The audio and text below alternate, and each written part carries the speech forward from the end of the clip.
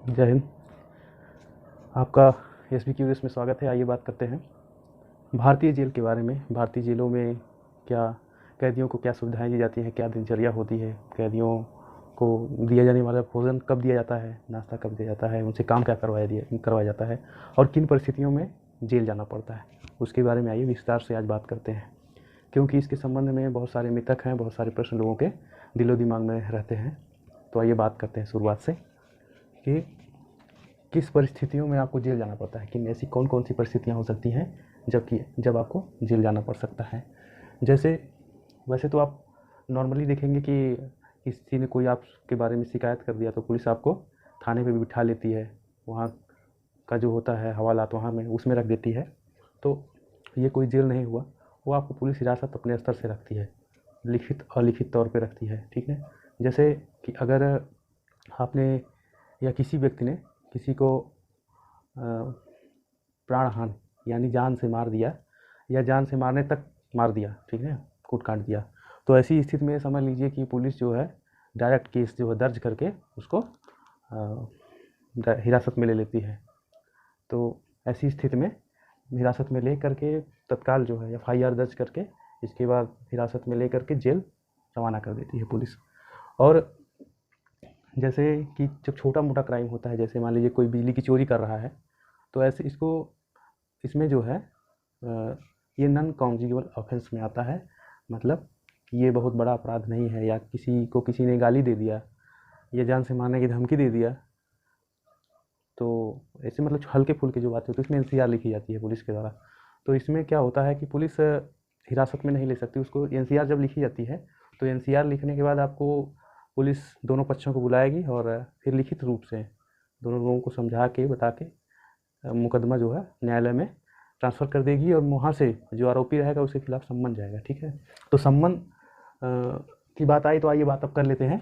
इसमें पॉइंट है एक सम्मन का। ठीक है, ये तो हो गया कि किन परिस्थितियों में जा सकते हैं। आप किसी को जान से मार दिए या किसी को जान जाने तक की स्थिति तक मार दिए आप, ठीक है, या आपने कोई ऐसा हीनियस क्राइम कर दिया कि जैसे चोरी कर लिया, किसी के साथ छेड़छाड़ कर लिया, तो ऐसे में भी जेल जाना पड़ता है। अब हम बात आई है कि एनसीआर से आगे गए सम्मन वाली बात आई कि सम्मन न्यायालय कब जारी करती है। जैसे सम्मन हो गया, एबीडब्ल्यू हो गया, एनबीडब्ल्यू हो गया, इसके बारे में लोगों में बहुत भ्रम रहता है। तो जैसे अब एनसीआर अगर लिख दी गई, एनसीआर लिख दी गई, तो उसमें क्या किया जाता है कि एनसीआर जो है पुलिस कोई कार्रवाई इस पर नहीं करती है, वो न्यायालय में अपना मामला ट्रांसफ़र कर देती है अपने स्तर से। फिर उसके बाद जो आरोपी रहता है उसको सम्मन जारी होता है। ठीक है, तो नाम आरोपी के नाम से सम्मन जारी होगा, फिर न्यायालय अपना आगे की कार्रवाई करती है। अब बीडब्ल्यू की बात करते हैं। जैसे मान लीजिए कोई प्रकरण चल रहा है, अगर कोई मामला चल रहा है न्यायालय में, तो न्यायालय अगर दो पक्ष रहते हैं तो उसमें न्यायालय एक पक्ष नहीं शामिल है, नहीं उपस्थित हो रहा है न्यायालय के सामने, तो वो बेलेबल वारंट जारी करती है, मतलब जमानती वारंट जारी करती है।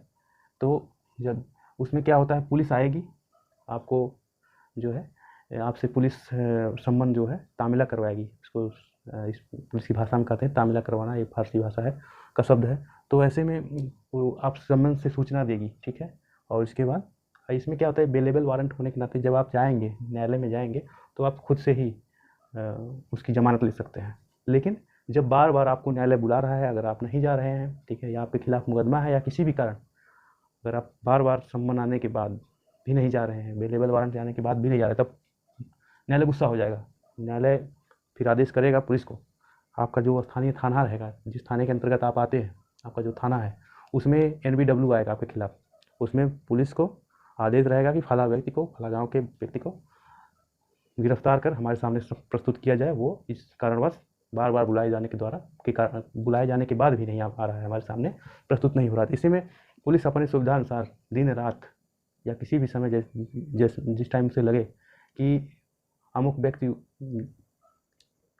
मिल सकता है घर पे या उसके घर दबिश दी जाए इस टाइम पे, तो वो गिरफ्तार हो सकता है। तो वो पुलिस जाएगी और आपको एनबीडब्ल्यू के अंतर्गत गिरफ्तार कर लेगी। फिर जो डेट रहेगी उसमें डेट वगैरह सब रहती है, जो सम रहेगा एनबीडब्ल्यू वाला वारंट का पेपर रहेगा, लेके जाएगी पुलिस आपके पास, बताएगी। तो उसके बाद उसमें जो डेट रहेगी पेशी की, ठीक तारीख रहेगी, उसमें पुलिस जो आपको लेकर के न्यायालय में पेश होगी। फिर न्यायालय आपके द्वारा कारण बताया जाएगा या जो जिस व्यक्ति के खिलाफ रहेगा वारंट NBW का, उसके द्वारा बताया जाएगा कि हम बीमार थे या कहीं बाहर थे, हमको सूचना नहीं मिल पाई इसलिए नहीं आ पाए। मतलब कि अगर न्यायालय के ऊपर है ये, अगर न्यायालय संतुष्ट है तो आपको जमानत दे सकता है। ऐसा नहीं है कि NBW हो गया तो आप जमानत नहीं मिलेगी, नहीं मिल जाएगी, लेकिन अगर वो आपकी बातों से संतुष्ट नहीं है तो तुरंत आपको जेल भेज देगा। ठीक है, ऐसी स्थिति में भी आप जेल चले जाएंगे। ठीक, वो विवेक के ऊपर किसके निर्भर कर रहा है? न्यायालय के। तो इसमें जमानत तो अवेलेबल वारंट में भी है और NBW नॉन अवेलेबल वारंट में भी है। ठीक है, गैर जमानती वारंट में भी। ठीक है, लेकिन उसके लिए कंडीशंस हैं। ठीक, सम्मान ये समझ लीजिए मोटी मोटा कि सम्मान जो है एकदम सम्मान की तरह से आपको बुलाए जाने का एक माध्यम है। ठीक, और BW थोड़ा हल्का फुल्का है कि आ जाओ। ठीक, उसके बाद भी नहीं गए तो फिर जो पुलिस जाएगी, अब तो आपको चलना ही पड़ेगा। ठीक है, ये स्थिति। तो ये दो चीज़ें हो गई। अब वैसे हमें बात करना है आज कारागार, भारतीय कारागार के बारे में, तो हम इसलिए उसी पे हमारा ज़्यादा जो है ज़्यादा बातें हमारी केंद्रित रहेंगी। जैसे देखिए सजाओं के प्रकार, जैसे भारतीय जो दंड संहिता है IPC है, उसमें सजाओं के प्रकार कितने दिए गए, उसके अंतर्गत कितनी सजाएं दी जाती हैं। इसमें होता है अर्थदंड, साधारण कारावास, कठोर कारावास, एकांत कारावास, मृत्युदंड। ठीक है, तो इसमें अर्थदंड जो होता है, जैसे मान लीजिए कोई बिजली चोरी कर रहा है तो नॉर्मल मुकदमे इस समय है, जैसे प्रयागराज की मैं बात बता रहा हूँ, इसमें अगर कोई बिजली चोरी करते हुए पकड़ा जाता है तो उसमें क्या होता है कि जो बिजली विभाग वाले आते हैं वो यहाँ से बनाएंगे पेपर लिख करके, फिर वो जिस थाने का मामला रहेगा उस थाने में ले जाके दे देंगे, थाने वाले ही मुकदमा लिखेंगे, बिजली विभाग नहीं लिखेगा। ठीक, तो उसमें जल्दी इस टाइप के केसेस में जो है जेल नहीं होती है, इसमें अर्थदंड ही दिया जाता है, 500, 1000, 10, जैसे मतलब रहे, ये न्यायालय तय करती है। ठीक है, अर्थदंड। ठीक, और साधारण कारावास, साधारण कारावास जैसे 3 महीने 6 महीने की सज़ा हो जाती है, किसी से मारपीट आपने कर लिया है। ठीक है, चैन स्नैचिंग का मामला हो जाता है या लूटपाट का मुकदमा रहता है, मतलब उसमें किसी तरह के जनहानि नहीं रहे, तो उसमें भी साधारण कारावास, मतलब आपको कारावास के अंदर रहना रहेगा। ठीक, और कठोर कारावास, कठोर कारावास का मतलब ये रहता है कि जब वो साधारण कारावास ही रहेगा लेकिन उसमें कुछ हिस्सा आपको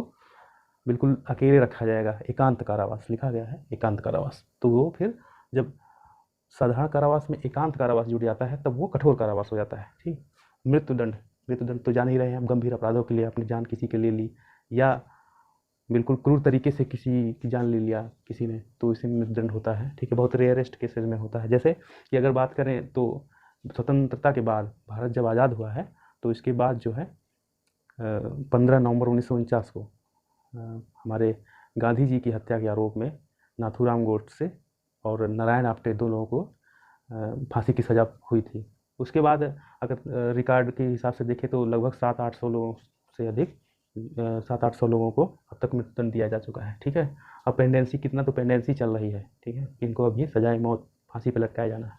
ठीक, तब ये अब ये हो गया।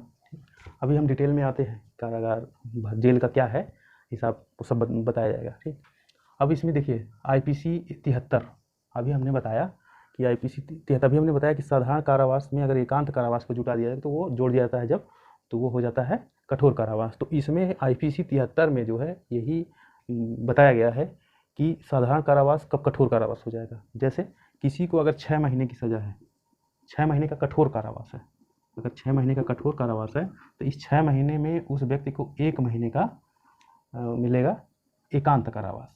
ठीक है, एकांत कारावास इसमें। ठीक है, एकांत कारावास, और इस एकांत कारावास 1 महीने का एकांत कारावास हो गया।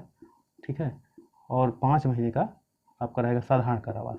ठीक है, साधारण कारावास रहेगा, तो ये कुल मिला के 6 महीने का कारावास हो जाएगा, कठोर कारावास।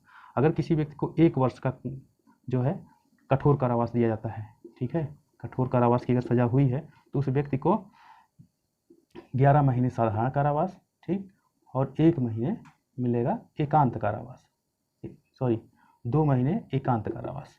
तब ये पूरा 1 महीने 1 साल का कठोर कारावास माना जाएगा। अगर 1 साल से अधिक है कठोर कारावास की सज़ा, ठीक है, तब इसमें 3 माह जो है एकांत कारावास और शेष जो रहेगा साधारण कारावास रहेगा। इससे अधिक जो है एकांत कारावास नहीं दिया जा सकता जो लिखित है। ठीक ना, इससे अधिक एकांत कारावास नहीं दिया, क्योंकि इससे मानवाधिकार का हनन होगा। जेल में भी मानवाधिकार बिल्कुल लागू रहता है। ठीक है, ऐसा नहीं है कि व्यक्ति अगर इंसान है तो इंसान की तरफ से पेश आया जाएगा, उसके साथ बदसलूकी नहीं की जाएगी, ठीक है, जानवरों जैसी। ठीक है, ये हो गया आपका, ठीक है। अब जैसे हमारे आम जनमानस में, हमारे आसपास, खास करके विद्यार्थी जीवन में ये रहता है कि अगर आप विद्यार्थी जीवन में जेल से चले गए, ठीक है, या एफआईआर आपके खिलाफ हो गई, तो आप समझ लीजिए विद्यार्थी जीवन आपका व्यर्थ हो गया, मतलब आप नौकरी नहीं पाएंगे। लेकिन ऐसा नहीं है, ठीक है। छोटी मोटी बातों में लोग चले जाते हैं इसमें जेल, ठीक है। लड़ाई किसी से हो गई तो दोनों पक्षों को जेल भेज दिया जाता है, जैसा मतलब विचार करता है न्यायालय, इसमें एक पक्ष को भेजना है कि दोनों पक्ष को भेजना है, तो वो जेल भेज देते हैं, ठीक है। लेकिन वो बिल्कुल कुछ दिनों के लिए रहता है, 1 सप्ताह के लिए, 14 दिनों के लिए रहता है, ठीक है। जैसे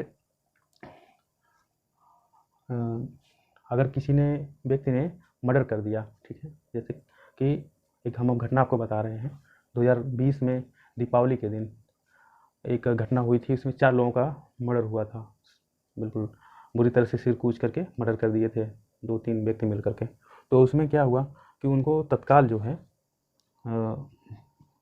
बिल्कुल नैनी जेल भेज दिया गया, ठीक है। मुकदमा लिखने के बाद नैनी जेल भेज दिया गया। फिर वहाँ से मुकदमे में ये तो क्लियर था उसमें कि इन्होंने ही हत्या की है, तो ठीक तत्काल जो है चार्जशीट दाखिल हो जाती, ठीक है। जब ऐसे मुकदमे रहते हैं तो उसमें तत्काल, जब कोई व्यक्ति विपक्षी मर गया, कोई नहीं बचा, तो ऐसी मतलब पीड़ित मर गया और उसमें कोई व्यक्ति जीवित नहीं बचा है, ठीक है, तो क्लियर है कि इन्होंने ही मारा है, ठीक है। तो ऐसी स्थिति में चार्जशीट पुलिस दाखिल कर देती है। फिर इसके बाद उसमें क्या रहता है कि पुलिस रिमांड मांगती है न्यायालय से कि हमें सर 10 दिन के लिए, 1 सप्ताह के लिए, 14 दिन के लिए मैक्सिमम न्यायालय देती है एक बार में, कि हमें रिमांड पे दीजिए, हम इसे आला कत्ल का मतलब ये होता है कि जिससे अगर डंडे से प्रहार किया, लाठी से प्रहार, रॉड से प्रहार किया है या किसी हथियार से प्रहार किया है, तो उस हथियार को बरामदगी के लिए पुलिस जो है उसको रिमांड पे लेती है, तब पुलिस निकाल के लाएगी, ठीक है। पुलिस निकाल के लाएगी, फिर उस अपने हिसाब से उसको बिल्कुल कड़ाई से पूछताछ करेगी। कड़ाई से मतलब आप समझते हैं कि वो उसमें कई तरीके पुलिस अपनाती है, ठीक है। तो फिर उस अपने जब रिमांड की डेट खत्म हो जाएगी तो फिर न्यायालय के सामने प्रस्तुत करके कि हाँ ये सब देखिए सब सही सलामत है, मेडिकल वगैरह करा करके सब सही सलामत है, फिर उनको जेल भेज देंगे, ठीक है। लेकिन वो सज़ा नहीं हुई है, सज़ा तब होगी, वो इसलिए कर दिया जाए ताकि वो देखिए उन्होंने बिल्कुल कठोरतम जो है, बिल्कुल हीनियस क्राइम किया है, ठीक है। अगर किसी को मार दिया है तो समझ लीजिए बहुत बड़ा अपराध उन्होंने कर दिया। तो ऐसे में ये किया था कि अगर ये बाहर रहेंगे, इसलिए अंदर रखा था कि ये बाहर रहेंगे तो जो भी सबूत रहेंगे, ठीक है, उसको वो बिगाड़ सकते हैं, ठीक ना, सबूत को नष्ट कर सकते हैं। ऐसी स्थिति में उनको अंदर रख न्यायालय जेल में रखने के लिए आदेश जारी करती है, ठीक है। तो वो न्यायिक हिरासत रहती है, ठीक। पुलिस हिरासत वही है, पुलिस रिमांड। पुलिस जब मांगती है कि हमको साहब दीजिए, माननीय न्यायाधीश महोदय हमें दीजिए आला कत्ल बरामद करने के लिए, तब पुलिस रिमांड में, पुलिस हिरासत में भेजा जाता है अपराधी को। और न्यायिक जो हिरासत होती है वो जो कोर्ट होता है, न्यायाधीश होते हैं, वो भेजते हैं जेल, भेज देंगे किसको न्यायिक हिरासत में रखा जाए। वही इसलिए रखा जाता है ताकि ये किसी तरह का सबूत को नुकसान ना पहुंचाए, सबूत को आराम से इकट्ठा किया जा सके, कुछ जो गवाह हों उनको ना इफेक्ट कर सके, इसलिए, ठीक है। फिर इसके बाद बात करते हैं विद्यार्थी जीवन में एफआईआर की। एफआईआर से मतलब क्या है? अब देखिए वैसे तो विद्यार्थी जीवन जो होता है वो सीधा साधा होता है, ठीक है। आदमी सोचता है कि किसी तरह से पढ़ करके हम नौकरी में आ जाए, लेकिन कोई आस पास पड़ोस का या तो जलनवश, अगर आप पढ़ने में ठीक ठाक हैं, ऐसी स्थिति में करने से फंसा देते हैं साले को। ऐसी स्थिति में जो है लोग कर देते हैं, नाम डलवा देंगे, ठीक है। तो जैसे आप कहीं बाहर रह करके पढ़ाई कर रहे हैं, कोई लड़का है वो प्रयागराज इलाहाबाद में पढ़ाई कर रहा है और घर उसका मान लीजिए देवरिया जिला पड़ता है या बिहार में पड़ता है कहीं भी, तो नाम डलवा दिया तो घर वाले बताएंगे ही कि आपने जो है आपके नाम से जो है उन्होंने नामजदगी कर दी है, आपका नाम एफआईआर में लिखवा दिया, मारपीट हो गई है भैया। तब ऐसी स्थिति में ये होगा कि आप ये काम करिए, आप जो है ज्यों पता चलता है त्यों जो है आप बिल्कुल जाइए और पर्ची कटवा लीजिए, आँख दिखवाने का या बुखार के लिए, कुछ किसी भी पेट दर्द के लिए आप यहाँ जिला अस्पताल में जाइए, फटाक से बिल्कुल पर्ची कटवा लीजिए, आप वहाँ कैमरे में आ जाएंगे, आपका रजिस्टर्ड भी नाम हो जाएगा, ठीक। तो अगर अब देखिए क्या होगा, नाम वहाँ भले हो गया मुकदमे में, कोई टेंशन नहीं। अब जब आपके नाम का सम्मान हो या आपको पेशी पे जाना हो, ठीक है, तो बिल्कुल पुलिस भी कुछ नहीं कर सकती आपके खिलाफ, चाहे कोई कितना पैसा दे दे या कुछ कर लेना, न्यायालय आपके खिलाफ जा सकता है। तो इसमें ये होगा कि जब आपसे सबूत मांगा जाएगा कि आप नहीं शामिल थे, क्योंकि अवसर सबको दिया जाता है ये करने का, अपने सबूत पेश करने का कि हम अपराधी नहीं हैं, ये सब जो है अवसर दिया जाता है। तो आप दिखा सकते हैं कि सर देखिए घटना जो है सुबह में 8 बजे हुई थी, ठीक, हम वहाँ पे 9 साढ़े 9 बजे जो भी आपने पर्चा कटाया है, ठीक है, तो 10 बजे हम प्रयागराज में थे, अस्पताल में हम अपना इलाज करवाने गए थे। तो हम बताइए यहाँ देवरिया ज़िले में आकर के 300 किलोमीटर आकर कैसे मार कर लेंगे, आने जाने में समय लगेगा, ठीक है। तो न्यायालय समझ जाएगा कि आप तो भाई ऐसा तो संभव नहीं है प्रैक्टिकली, ठीक। तो ऐसे में आप सीधे सीधे आप वो आपका नाम खारिज हो जाएगा, ठीक, कि आपने उस अपराध को नहीं किया है, ठीक है। उल्टे जो नाम लिखवाया है उस पर जो है कोर्ट खफा होगी और उसका मामला हल्का पड़ जाएगा, ठीक है। तो विद्यार्थी जीवन में जब डरने की जरूरत नहीं, बस जागरूक रहिए, ठीक है।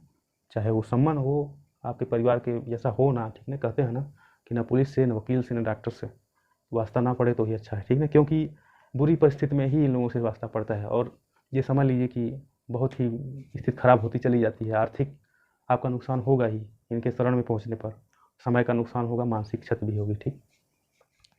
अब देखिए ये एक प्रश्न रहता है जेल में जैसे दिन की गणना, लोग कहते हैं कि अगर सज़ा किसी को 14 साल की है, 9 साल की है, मान लीजिए किसी को 10 साल की सज़ा हो गई तो वो 5 साल में चला आएगा, क्योंकि वहाँ एक दिन जो है 12 घंटे गिना जाता है। मतलब 24 घंटे जैसे हमारे यहाँ एक नॉर्मली बाहर अपनी दुनिया में 24 घंटे का एक दिन गिना जाता है, लेकिन जेल में 12 घंटे का। लेकिन ऐसा नहीं है, ठीक है। जैसा जैसा टाइमिंग दिन यहाँ चल रहे हैं वैसा सेम चीज़ें जेल के अंदर भी हैं। ये पहले के समय में होता रहा होगा, ठीक ना।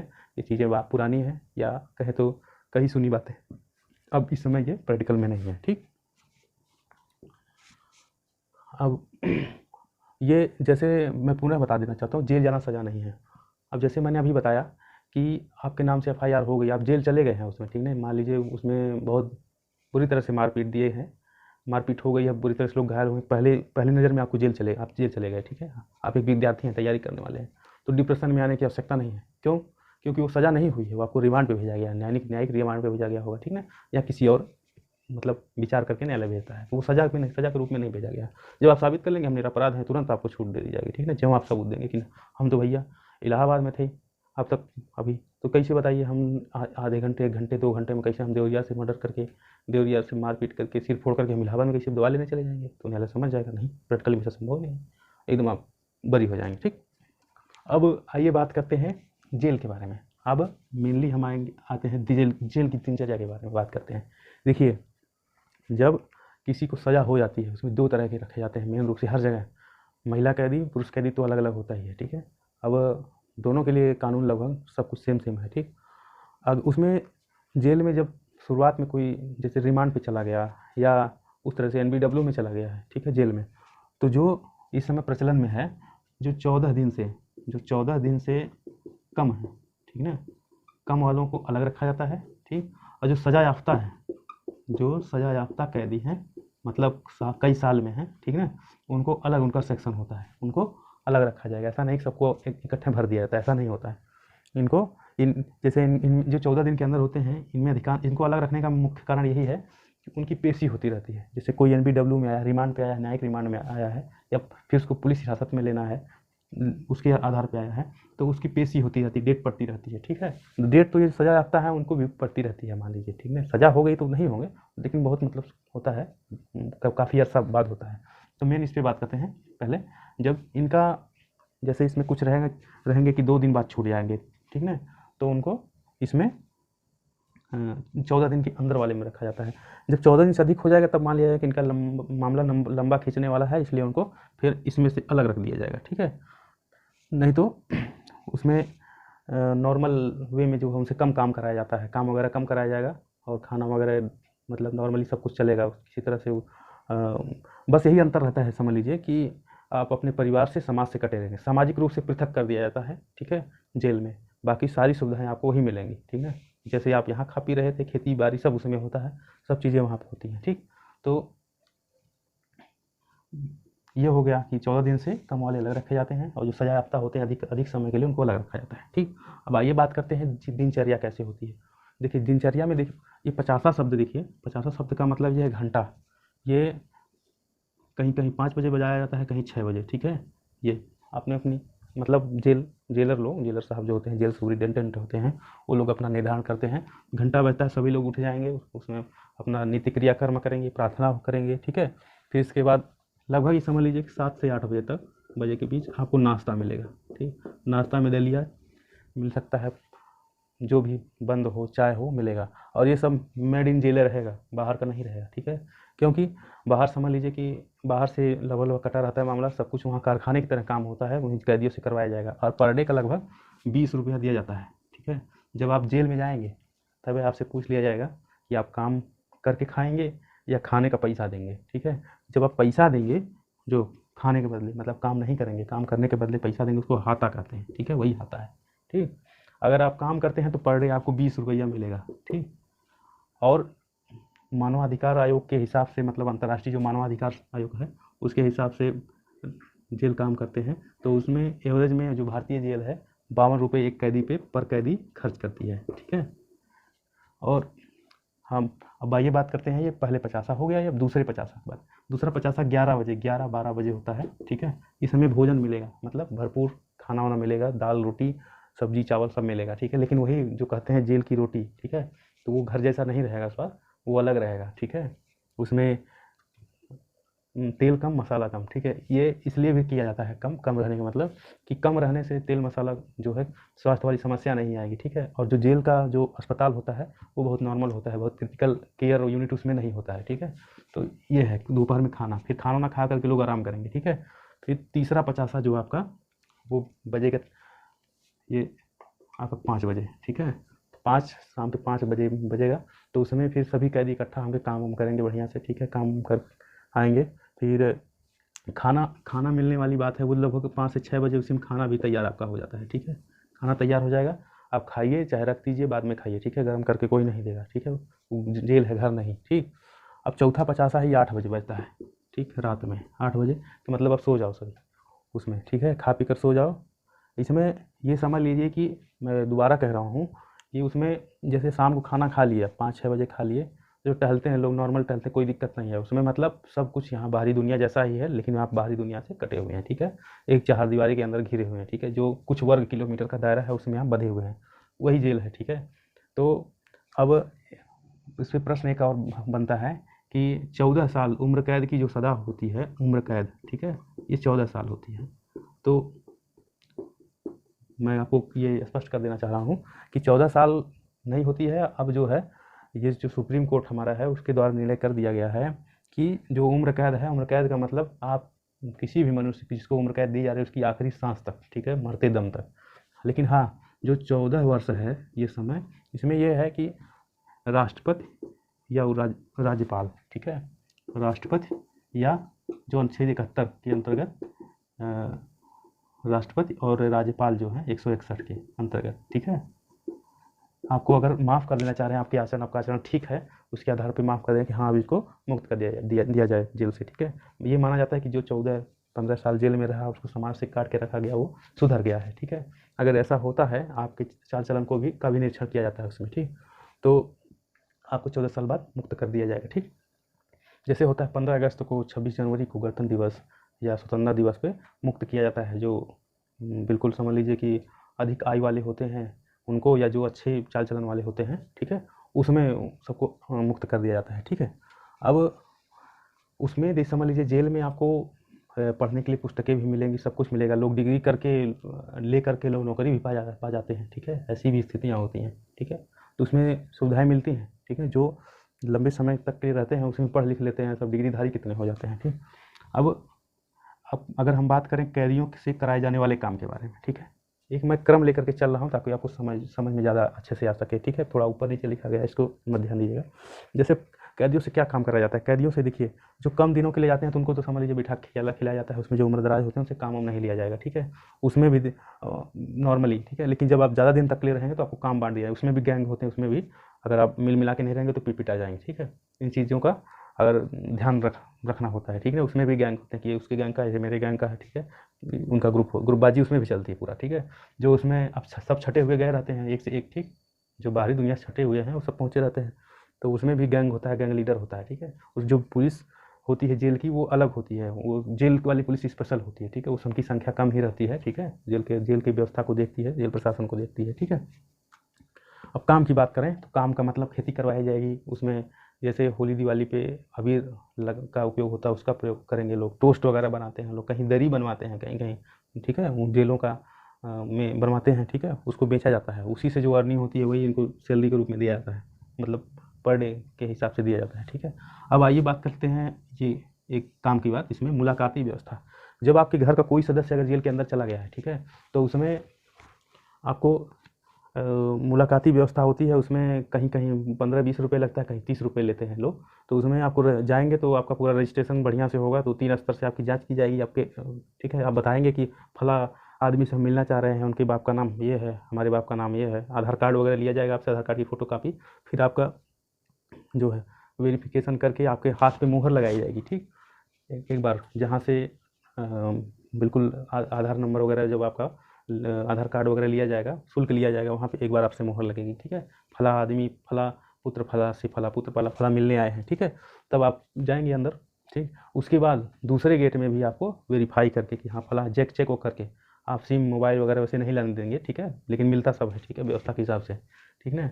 जो बिल्कुल पैसे वाला है, पैसे का खेल हर जगह, पैसे की माया हर जगह चलती है, ठीक है। जो वहाँ पे वीआईपी लोग रहते हैं अंदर, ठीक है, नेता उता सब, उनकी व्यवस्था चलती रहती है, ठीक है। नॉर्मल आदमी के लिए हर जगह समस्या है, ठीक है, चाहे आम जनजीवन हो, चाहे जेल के अंदर की बात हो, ठीक।